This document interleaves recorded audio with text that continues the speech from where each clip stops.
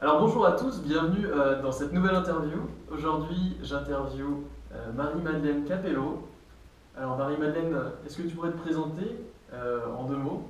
Alors, je suis de la région lilloise. D'accord, Depuis de nombreuses années, j'enseigne dans le secteur de l'adaptation scolaire, très bien, donc des élèves dits en grande difficulté scolaire. ok. Et par ailleurs, depuis 2 ans, j'anime un atelier théâtre d'impro.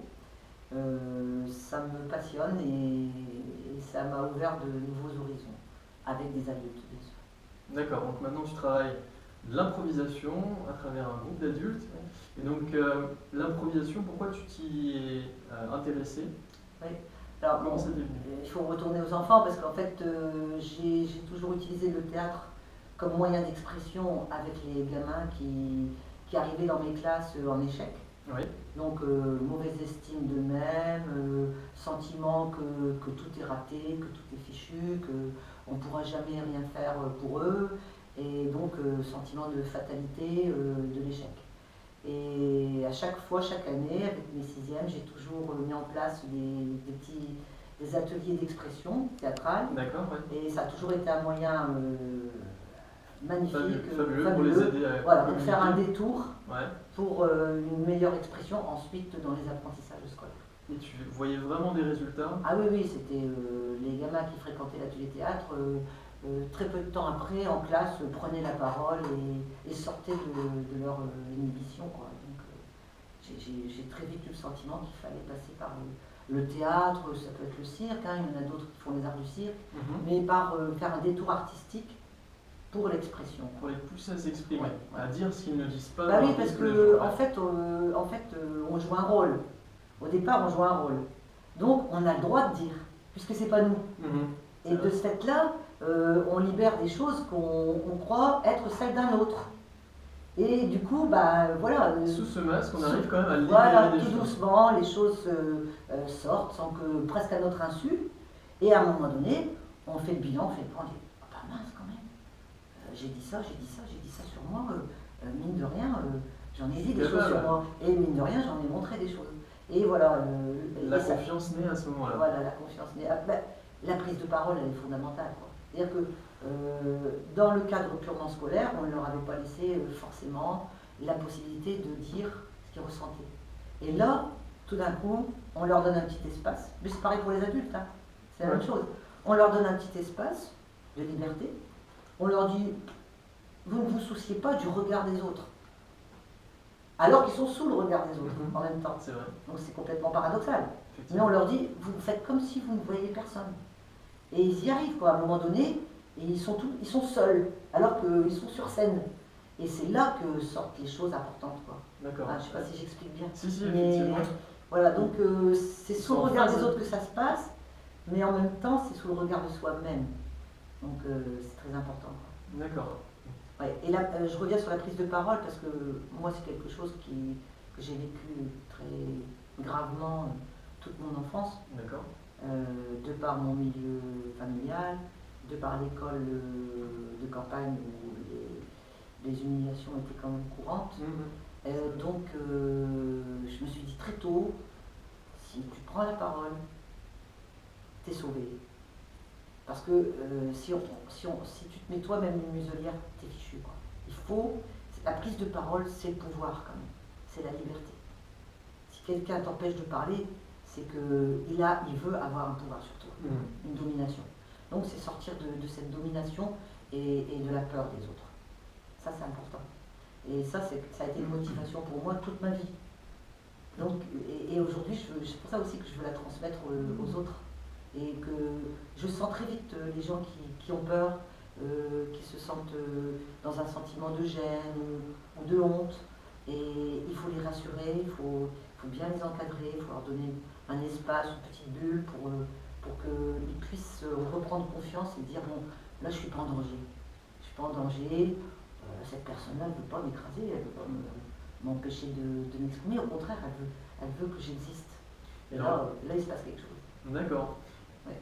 Alors, c'est vrai que finalement, tu crées un environnement qui permet aux gens de s'exprimer. Donc, tu penses que l'environnement a vraiment une conséquence, une importance sur la confiance en soi? Oui. Tu l'as vu à travers peut-être ton parcours d'enseignante. Alors, il y a l'environnement. Oui.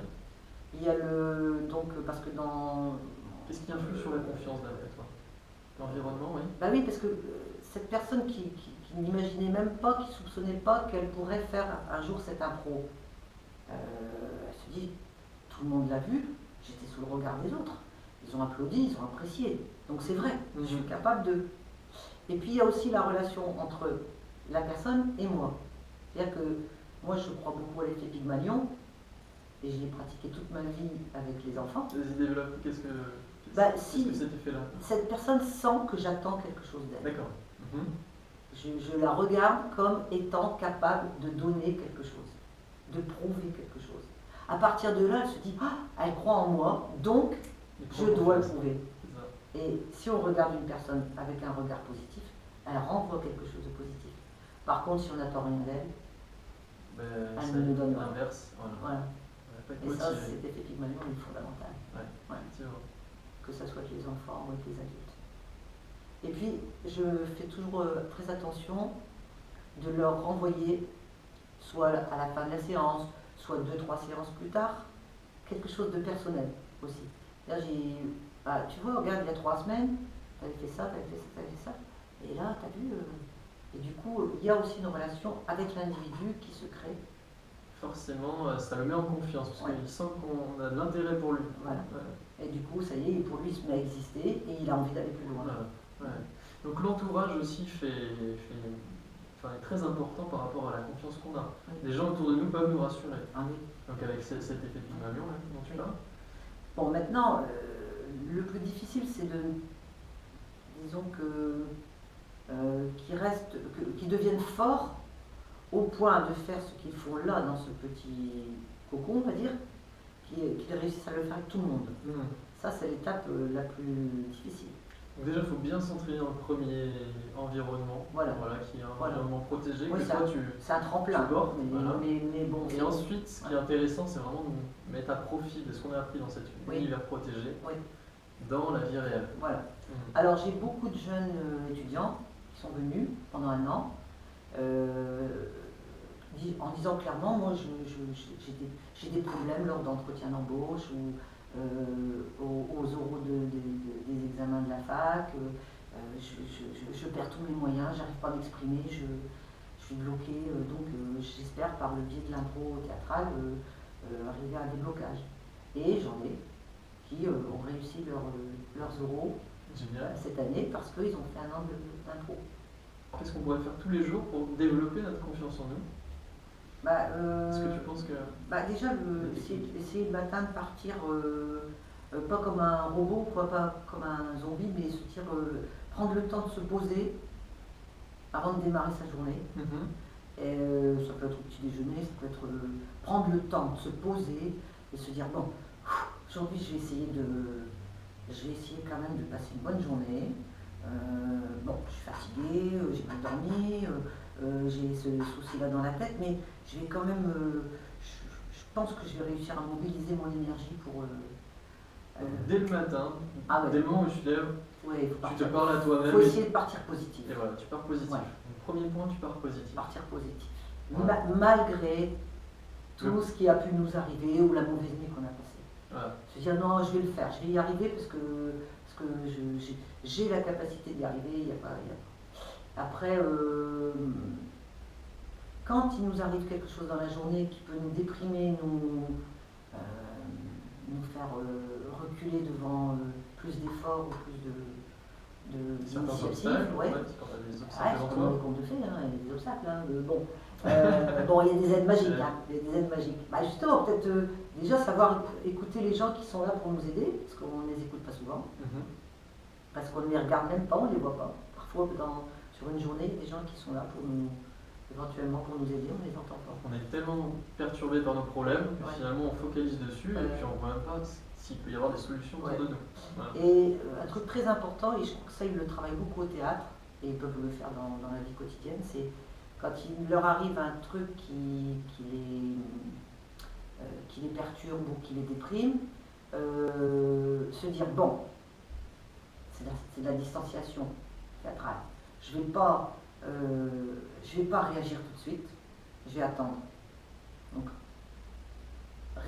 différer la réaction, ces réactions, ouais. notamment devant par exemple un collègue ou un chef de bureau, différer sa réaction, dire je vais laisser passer l'émotion, je vais la laisser sortir, plutôt pas passer, je vais laisser les émotions sortir, quitte à aller pleurer un petit peu dans les toilettes ou s'éloigner un peu, aller dans la rue, laisser partir un petit peu les pleurs, parce que c'est important de pleurer, les larmes elles peuvent sortir. Pas intérioriser, voilà, bien sûr. Pas garder en soi. Ouais. Et c'est puis des problèmes pour plus tard. Voilà, après ça tourne en angoisse. Et après, revenir sur la chose, la traiter quand même, mais la traiter en différé. Parce que là, on aura évacué les émotions et on aura réfléchi à sa réponse. C'est ça. À la réponse qu'on va donner. On ne sera plus emporté par les émotions. Voilà. Voilà. Donc il faut laisser les émotions s'exprimer sur l'instant, parce qu'elles ont besoin de s'exprimer, mais ne pas réagir dans l'émotion. Parce que là, on fait souvent de bêtises. C'est ça, voilà, on s'emporte. Voilà. Ouais. Et on interprète mal aussi les choses. Parce que selon notre vécu, quelqu'un va nous dire quelque chose, puis on va le prendre comme quelque chose de négatif, alors qu'à la base, la personne n'a peut-être pas voulu le dire négativement. L'intention qui est derrière est plutôt positive. Donc, attention, on fait souvent des interprétations. C'est ça. Donc vraiment prendre de la distance par rapport à nos réactions. Oui. C'est-à-dire, on se retient pendant un moment, on part de la situation, on s'isole, on libère nos émotions, on revient. On se confie à quelqu'un en qui on a confiance, hein, ça peut être aussi ça. Très bien. À ce moment-là, parce qu'il se peut qu'on ait un ami ou une amie à qui on peut téléphoner, et puis voilà, on se lâche, quoi. On se lâche un peu, mais éviter de réagir dans l'émotion. Voilà, éviter de réagir à chaud. Ouais. Ça, c'est quelque chose qu'il faut éviter. Ouais. Sinon, voilà, c'est très subjectif. Oui, et puis voilà, ça donne une ampleur à la chose qui parfois n'est pas justifiée, quoi. C'est ça. Ouais. On se voit tous dans cette situation où on pique une crise, on se met en colère, et puis une heure après, on regrette. Voilà. Et puis entre notre ressenti et la chose qui existe, il y a une marge. Parce que selon, on a une personnalité et on a un affect qui fait que on prend les choses pour nous, on est plus touché que voilà. qu'à la normale. Et du coup, si on est fragile, on se fragilise encore plus si on reste dans le ressenti pur, quoi.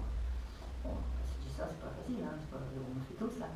Mais et le théâtre, ça leur apprend à mieux se connaître, justement. Donc, comme ils connaissent mieux leur potentiel de réaction, après dans la vie courante, ils ont conscience de ça. Voilà. Alors qu'auparavant, ils ne savent pas qu'ils agissent sous l'émotion. Voilà. Ils ont conscience de ça. Théâtre, par exemple, au théâtre, je vois des gens qui ne s'exprimaient que dans la colère. L'émotion dominante, c'était la colère. Et à chaque impro, ils revenaient sur la colère. Quel que soit le thème que je donnais, ils l'exprimaient de colère. Et petit à petit, j'ai dit, mais est-ce que franchement, le thème que je t'ai donné, ça induisait une improvisation de colère? Et puis après, non, c'est moi qui suis en colère. Donc tout ce qu'elle me propose, je le fais sous la colère. Et là, il a pris conscience de voilà. Et cette personne-là, je pense à une personne en particulier, aujourd'hui, elle le fait sous l'humour. Donc elle a vachement évolué. Grâce au théâtre. Ouais. Voilà. Donc ce que tu pourrais conseiller également, c'est que les gens peuvent se mettre au théâtre pour apprendre à connaître leurs émotions. Oui, super. Bon, merci pour toutes ces clés sur la motivation, sur l'improvisation. Donc vu que tu pratiques toutes les semaines, tu organises 2 cours par semaine d'improvisation pour les gens qui souhaitent bien s'initier à cet art. Donc j'ai testé moi-même, j'ai vraiment apprécié, c'est pour ça que j'ai demandé une interview à Marie bien aujourd'hui. C'est parce que j'ai vu vraiment le potentiel de cet exercice. L'improvisation, c'est vraiment un univers, comme vous dit Marie, dans lequel on se sent bien et dans lequel on peut oser au sein d'un groupe. Et ça, c'est un environnement assez rare, parce que dans la vie quotidienne, généralement, on se fait juger. C'est très français aussi, hein, on aime bien juger, on aime bien critiquer. Et donc, commencer dans ce genre de milieu-là pour apprendre à connaître ses émotions, pour apprendre à se connaître, à apprendre son potentiel, c'est vraiment quelque chose qui peut nous être utile pour la suite. Donc c'est vraiment un très bon conseil que tu donnes, que de commencer à s'investir des cours de théâtre ou des cours d'improvisation. Voilà. Mm. Et donc toi, Marie-Madeleine, comment tu pourrais développer, comment tu pourrais aider les gens, par exemple, et bien à travers ton projet d'improvisation, alors de cours d'improvisation. Alors tu accueilles les gens à Lille?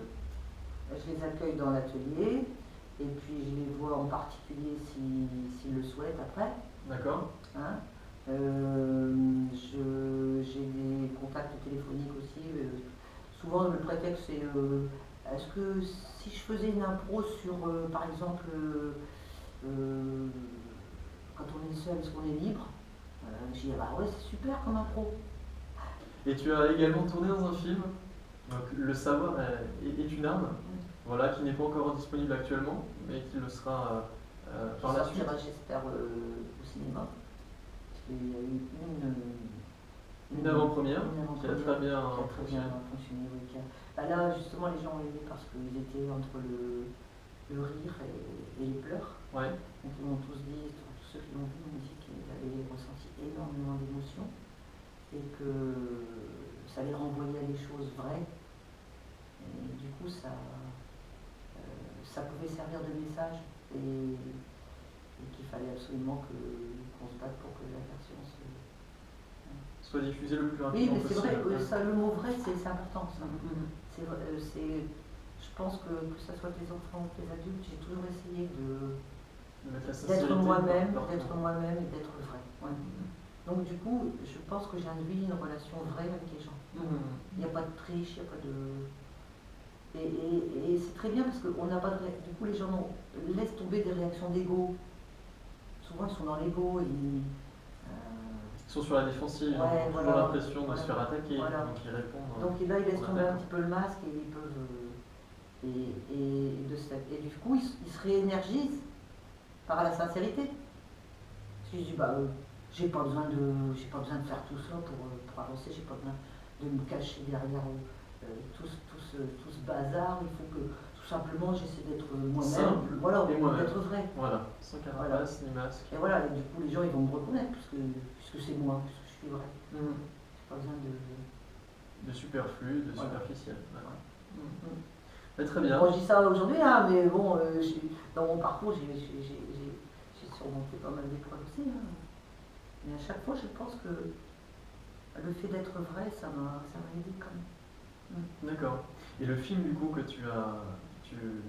lequel tu as tourné, alors c'est quoi brièvement l'histoire? C'est ton histoire à toi finalement? Oui, d'un réalisateur, Deketa, qui est venu filmer dans ma classe pendant 2 ans. Quand même. Donc au quotidien, une immersion. En classe de SECPA? Oui, voilà. Donc, avec des enfants en grande difficulté scolaire. C'est ça, à Lille Sud? À Lille Sud, oui, des enfants de Lille Sud. Et il est resté avec eux 2 ans, il les a bien appréhendés, il les a écoutés, il a une approche extrêmement originale de ces enfants et la caméra a été notamment un moyen aussi pour ces enfants de se mettre en scène sans le savoir, parce qu'on est resté très naturel. Puis c'était un jeu pour eux. C'est devenu dans leur tête, je m'en suis pas rendu compte, mais c'est devenu passionnant, quoi. Ils ne regardaient jamais la caméra, ils restaient tout à fait naturels, mais dans leur tête, quand même, c'était... Ils savaient qu'il y avait Ils savaient quand même que derrière, il allait avoir un film, quoi.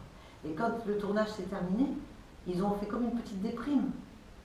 Parce que... C'est déjà fini? Ouais, c'était... Alors que 2 ans, quand même, c'était énorme. Non, et puis Deketa fait quand même une réalisation haut de gamme concernant la poésie, les images, la musique et les émotions des enfants. Et aussi, là par exemple, on parle de reprendre confiance en soi et de montrer ce qu'on est capable de faire.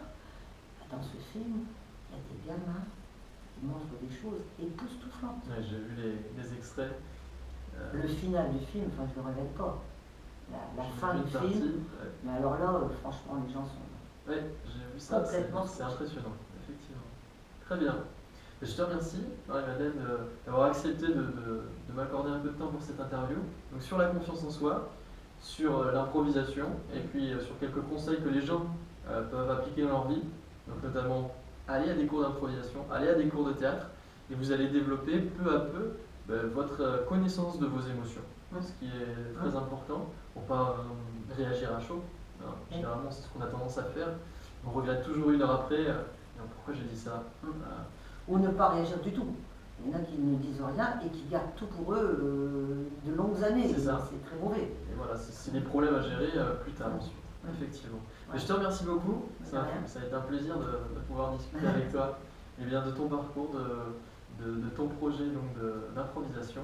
Et j'ai vraiment apprécié de faire ce cours d'improvisation que j'ai fait donc hier soir et qui a été une révélation pour moi en termes de potentiel, d'exercice pour révéler son potentiel.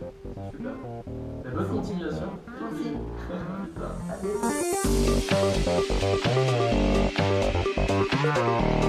Merci.